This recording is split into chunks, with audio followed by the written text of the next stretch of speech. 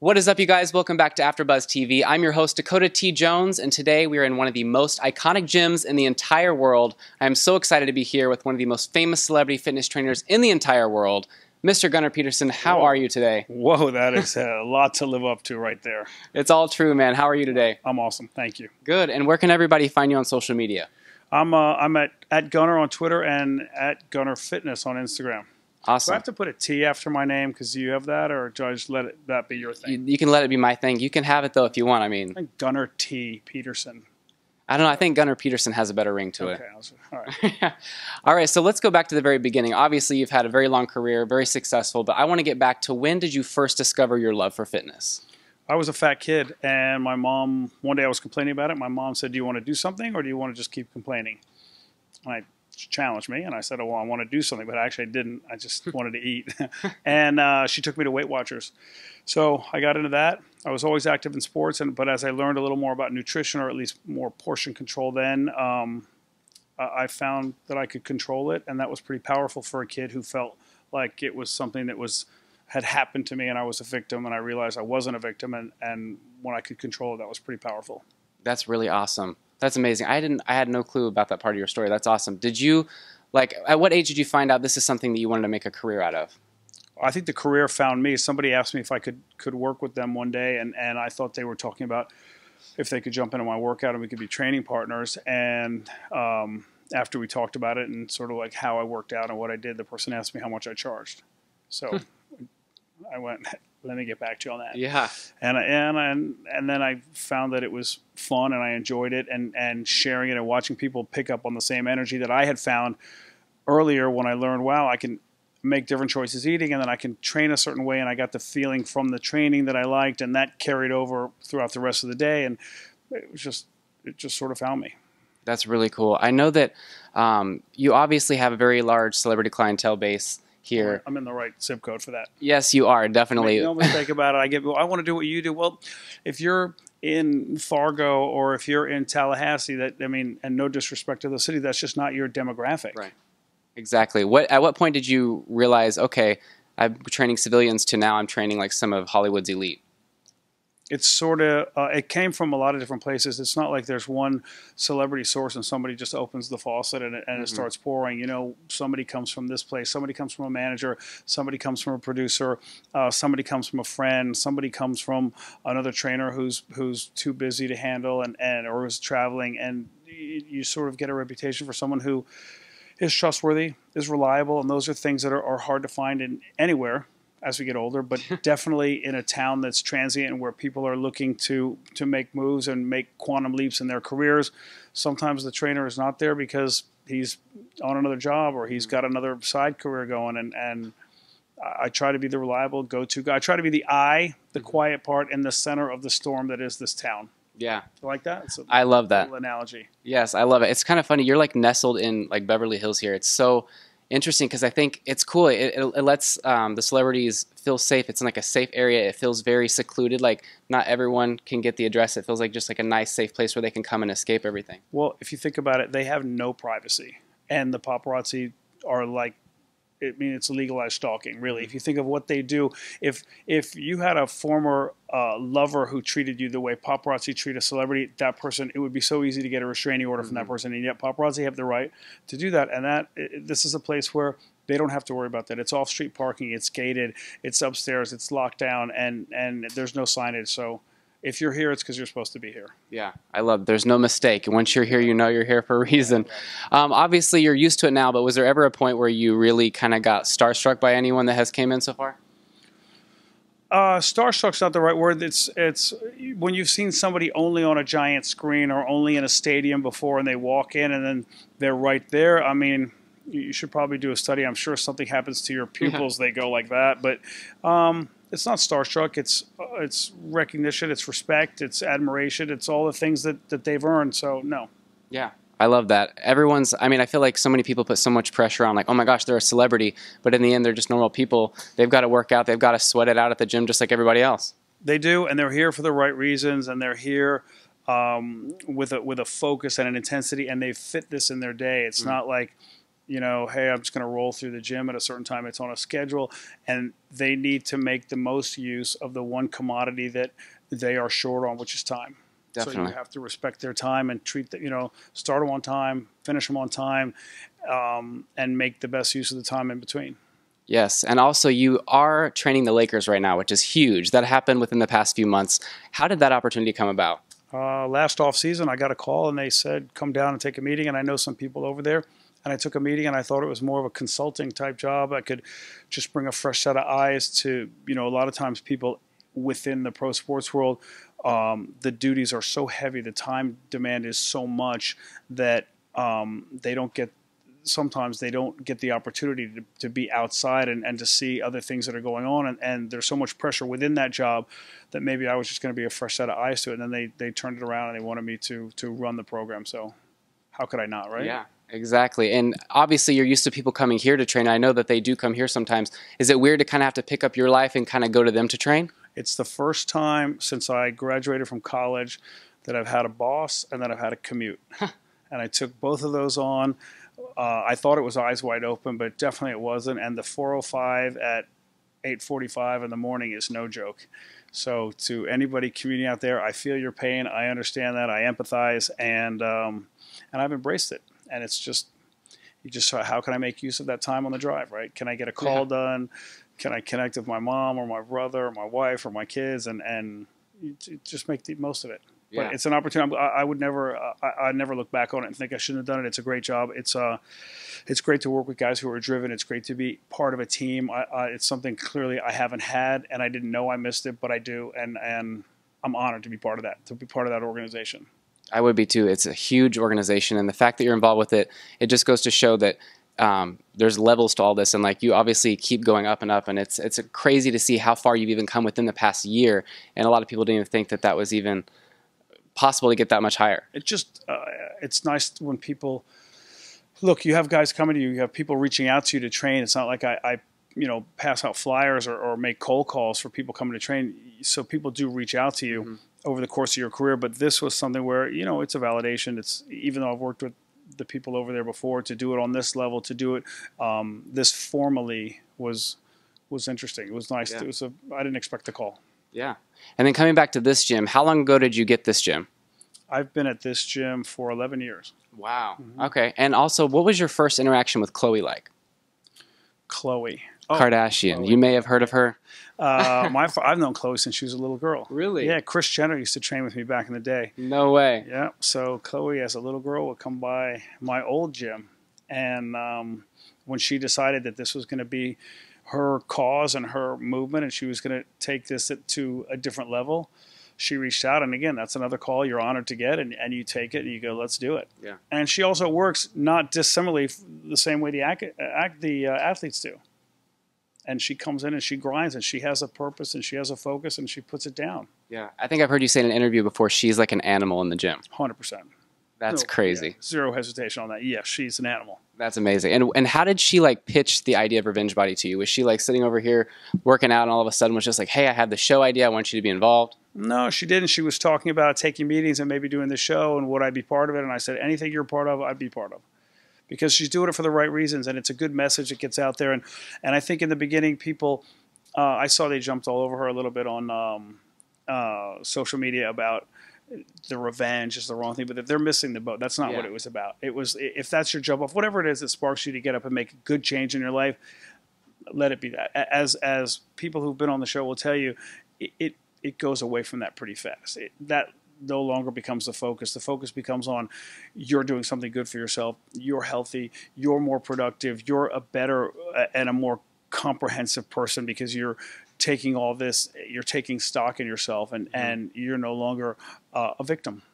Definitely. And whenever she obviously pitched the show to you, did you kind of know what you were getting into? Were you like, okay, I'm going to be training this many people? Like, did you know what the schedule was going to be like, or was it all just kind of a surprise on that first day? In the beginning, they sort of mapped it out. You'll be working with a couple of people. Here's what it'll look like. And it's probably a lot like buying property unseen. And you get there and then you go, oh, wow, this is a real big project. And, I didn't know if it was going to be work with the people a couple days a week and then send them off on their own with some homework to do. And while we did do that, it involved, like anything, if you want to do it at a high level, you have to put a lot into it. So it involved being very hands-on and seeing the people a lot more than I might have thought, but it was worth it. It was worth it to see their transformation, to watch them come into who they really are and grow and improve. That was cool to be a part of that. That's really awesome. I know, I think I saw Will over there in the corner working out earlier today. He's actually my favorite contestant from Revenge Buddy so far, so I'd love to get him in for some questions. I think it's like kids. You're not allowed to have a favorite, but how can you not like Will? All right, so here he is, Will Ontiveros. Yes, your favorite, and I'm proud to say that. So thank you. I wanted to ask Gunnar, what was your first interaction with Will, and were you like, this guy is crazy, he's coming in here with this comedy, he's a character. Will T over there? When Will rolled in here at first, it was, I couldn't tell if it was false bravado coming in, overcompensating for being insecure about being in a gym and being deconditioned and embarking on this. And he was probably hungover, if not still drunk, that first day. Say I'm wrong. You're not wrong. Yeah. But on that note, I will say, if you come into this gym, it is very overwhelming. And as an ex-fat person, it was twice as overwhelming. If you look around, you're like, I don't even know what this is supposed to do. Right. But he came in, and in the beginning, I think he thought it was going to be more baby steps. And I just threw him in the deep end, and I said, let's get after this. We have a job to do. We're on the clock in a big way because you're on film, and you can't hide. You can't just put on something different at the end. You're going to be shirtless on that little thing that spins you around, and there you go. Yeah, what was that like? Because that's putting it all out there. That's like before you were transformed or anything. I mean, I think I've always been a very open person, and I like, whether I was big or not, I was fairly confident in who I was as my personality. So taking my shirt off and doing whatever wasn't a big deal. But I want to jump back to that. Like, literally the first 2 minutes we interacted, you were like, all right, get on this machine. And that was it. There was no time to get to know each other. Yeah. It was like, you start working out, and then we can develop whatever we're going to develop. I was being respectful of your time. And I think it's the first time you've actually taken your shirt off in a health club, not a nightclub. Oh. And I've been to a spa once or twice with my shirt off. Okay. There was some workout equipment there. Let's just keep that open. Well, obviously, you look at your clients and you're like, you can transform anyone. But when you look at... In fairness, and I've said this before, they do the work. Yeah. You're not transforming. There's no wizardry going on here. It's you're mapping out something and hopefully eliminating some of the gray areas so they can get from A to B in the most efficient way with the right time, reducing the risk of injury. Those are all the things that you really work towards. But you're not doing it for them. I mean, Khloe's not getting in shape, because I did something magical. I helped guide it and keep it on a path, but Khloe did the work. Will did the work. Everybody who leaves here, better and improved, that's because of them. That's not the trainer. And the trainer doesn't motivate either. You should squash that too.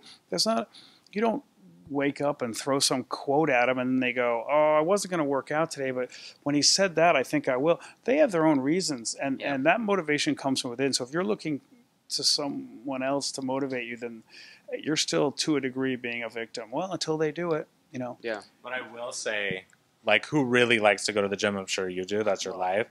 But for somebody like me, going from nothing to 100, it was amazing coming here because I wanted to work out with you. It was fun. You made it fun. So if the motivation is that the overall experience is more pleasant, then I think that's more marketing than motivating. I think that's set up in a way that the person coming wants to, have the return visit. It works in sales, it works in restaurants, it works in service like this. You set it up so that they enjoy it, but you don't motivate them, You're not prodding them. I'm not giving you that win one for the Gipper speech that gets you out there to do it. You wake up thinking, I'm going to do this today, or this is what I have to do today, and then you execute. Yeah, so you don't have a magic wand in the back that you can just make everything happen. They got to do it themselves. The magic wand comment's too easy, Dakota T, especially with this one in there. Yeah. I love it. So whenever he came in, you saw potential in him, but he did miss a workout. And I think me and all the fans around the world want to know, did you ever forgive him for that? Yeah, of course you forgive him, but you don't forget. So you can use that, and you can use it ultimately to Will's benefit.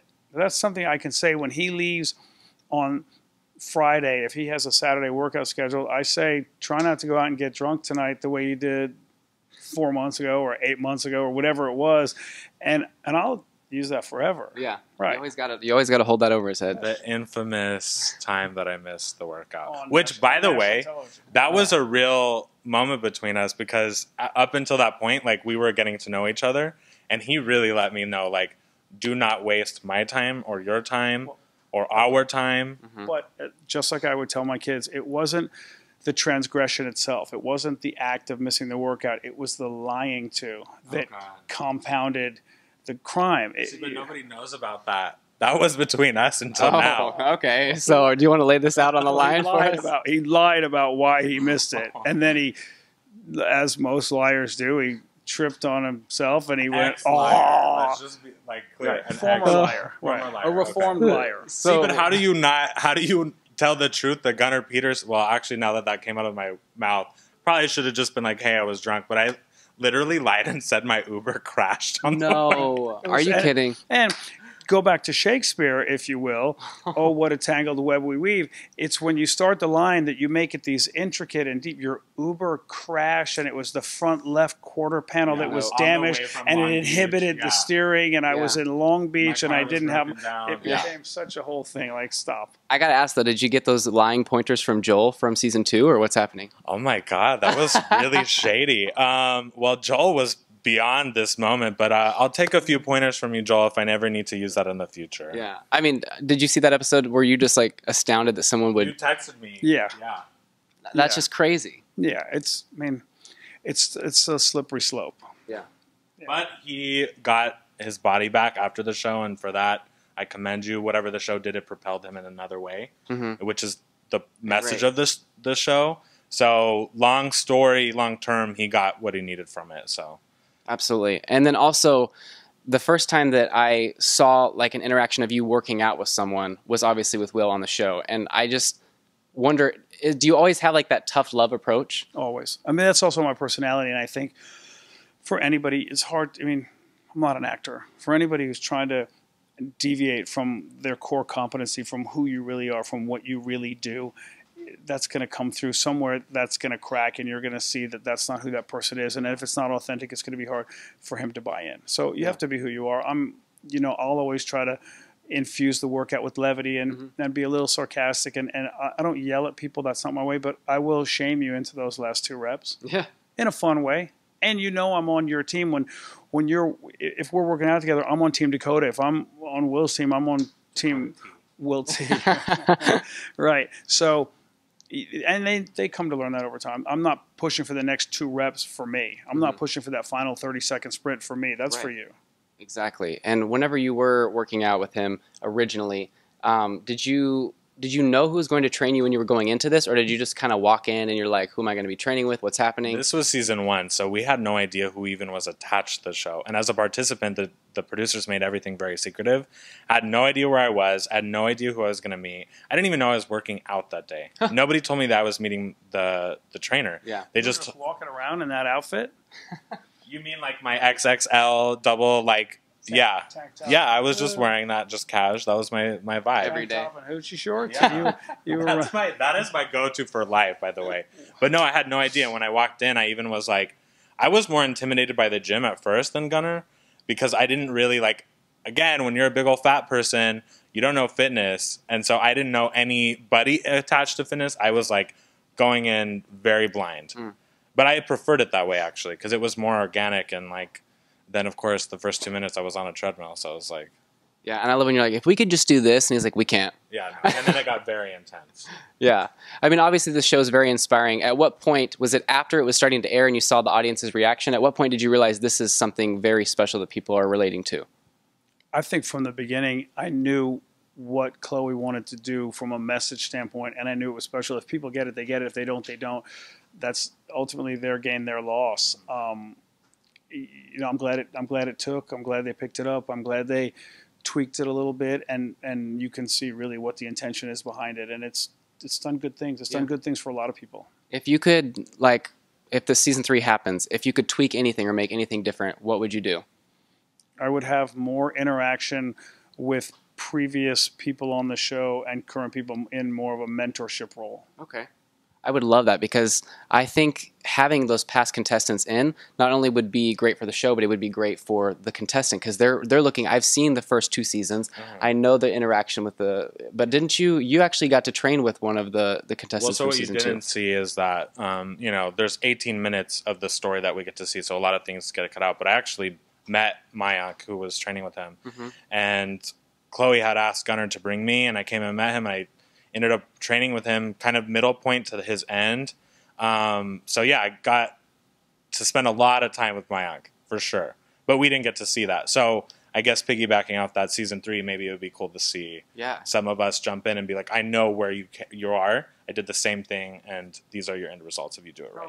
There are a lot of good things that come of that. I think there's the lifeline. There's the lifeline component in terms of, hey, I don't know what I'm doing. I feel a little lost. I don't feel like there's a point to this. I'm not seeing the results I want, because there are plateaus. You do hit peaks and valleys on this, and that would be a great way to reach out. There would also be an accountability component, and I'm big on that. And between the new contestant, the old people, keeping old people still on their path, and it'd be fun to see them interact. And I think it's also good for the audience. The audience gets to see people that they were attached to during that season, and they watch those episodes, and they were emotionally invested. And then you bring that person back, and there's that pupil thing. Oh, I know who that is. And look what he's done, or he's continued on his journey, or however it works. But I think that's a cool feature. I'm not making suggestions now. I like the show as it is, but if they were to add something, I think that'd be a nice feature. Obviously, I'm also seconding that. Yeah, you're like, I'd love to be a part of it again. But if there was like a season 3, I wish that you would just be on every episode, because I love your episodes in particular more, just because I think as a trainer, like, I relate to your work more than some of the other trainers. But in the future, would you ever be open to getting your own show, kind of to let people in on your life more than what people are seeing now? I'm always open to it. It has to be the right message. Are you able to deliver the right message without selling out? Are you able to push for people to find a way to incorporate fitness in their life? The people who go, I can't, there's no way, I don't have the time, I don't have the equipment, I don't have the money, and show them, yeah, you do. And in fact, you have to, kind of, because if not, you're not going to live the life you deserve to live. Definitely. What would you think? I would say Gunnar definitely deserves his own show, like his personality, his message. So hopefully something happens. All right. I feel like there's something here. There's got to be something in the works coming up. Make it happen. All right, let's do it. I'm going to go get that wand. All right, go do it. All right, and then also, what did you? It's just us now. What did you think? What did you think though? Like, what was your first impression of Gunnar though? Man, that's a tough question because he's looking right at me. I think I was honestly just very intimidated because after I first met him, I remember we kind of broke and the camera cut. And they were like, do you know who that is? And I was like, I think so. And then they really filled me in. I was like, oh my God, I literally got the godfather of fitness to train me. Mm-hmm. I'm either going to have abs at the end of this, or I'm not going to be able to do this because I'm not obviously used to training at all. Yeah. So I would say intimidating was the biggest factor. And then what is the one thing that you want the world to know about Gunnar that most people don't know? Oh my God. Well, actually, he's a very, very humble person. You don't get to see that too much on the show because that had that trainer mentality, and he's so generous. And here's a little secret: he eats a lot of chocolate, and he still keeps fit. And I really, really, really envy that. Wow. He is a chocoholic, and I envy that because he's still fit. So I envy that too. All right, well, let's get him back in here for this last question. You got the magic wand? We're good? Can't find the one. Oh, man. All right. Okay, so do you see you guys being... Obviously, by the end of this show, you guys could have easily parted ways. Did you... Like, what made you guys remain close after this? Will's in this for the right reasons now. Again, at the beginning, he came in it, and it was kind of... I mean, all right, he was hurt, the boyfriend, the whole thing. But then he moved on from that, and... he pursues this. He still fights it. I mean, still, the weight goes up, down, but he's still kept off a big, I mean, he's a solid 30 pounds off that he's kept off. That's different for you as a person from a confidence level. It's also different on your heart every day, on your joints every day. So he's in it for the right reasons. I like that he embraces fitness from a whole different place and on a whole different level than he did in the beginning. He's also He's funny. He's kind. He adds to any gathering. When we do an evening at our house, when we do a fight or something, we invite. It's never a problem between my wife and me. Should we call Will? Yeah, call Will. Or don't forget to call Will. Mm-hmm. It's an easy go-to. That's amazing. And then lastly, before we go, I just wanted to say thank you guys so much. Revenge Buddy actually really inspired me to, while I was watching the show, I got to go to the rap party. Oh, and I briefly met you there for like a hot second. But I just felt kind of bad about use the T. I wouldn't. Yeah, see, yeah. I felt bad about my body, and I wasn't happy. And after that, I just told myself I've got to make a change. I lost 22 pounds. Wow. Yeah. Now I'm trying to put on muscle though, because I didn't know what I was doing. I was just doing cardio. So now I'm like trying to build muscle, and I have the show to thank for that because it really inspired me, and I appreciate it. Oh, I'm glad you picked up on that and you're doing something about it, and then you realize you are in charge. Yeah. Thank you. Well, good for you. I'm like, say something. Actually, since we're in his gym, we're actually having a contest right now. Oh yeah. Do you not remember this? I do. A Revenge Body fan who is watching this, you go to my page or Gunnar's page. Mine is at Ontiveros and Gunnar Fitness, and then you find our video announcing the contest, and then comment at a friend, and you could come work out here with us. So that's incredible. Let's do it. That's amazing. Yeah, I love that. Well, thank you guys so much for watching. Again, this is AfterBuzz TV for Maria Menounos. Make sure you tune in next week, and we will see you guys next time. I'm Will T. Ontiveros. And where can we find you on social media? Will T. At Gunnar on Twitter and at Gunnar Fitness on Instagram. All right. Thanks, guys. Get to the gym today. Do something positive for yourself. Yes. Awesome.